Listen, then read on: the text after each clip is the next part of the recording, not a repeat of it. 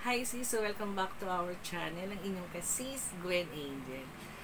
For today's video mga kasis, dahil nga dumating na yung ating parcel, ayan, na in-order sa TikTok shop, ayan. So, gusto ko rin talaga magpalagay ng eyelashes extension, pero wala tayong budget, oo. So, tuwing magsushoot ako ng video, gumagamit ko talaga ako ng eyelashes. Ayan. So, itong product na to, may kasama na tong adhesive. So, ikakabit mo na lang siya sa iyong mata. O, so, dalawang klase po yan. Ito yung normal na adhesive. So, ito na po yung gamit ko. Ayan. Then, ito yung glamour. Kita, ayan. And then, minsan kasi, nawawalan na ng dikit, gumagamit pa rin ako ng ito.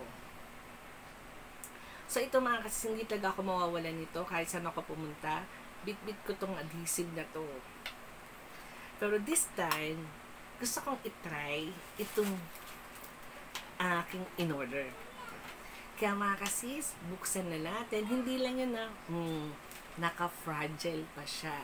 Kasi mga kasis, itong ating bubuksan ay 3 items kagad to.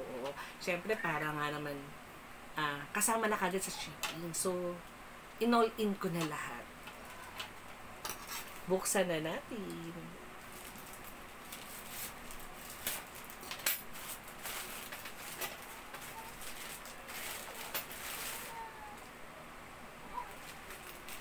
So, maliit.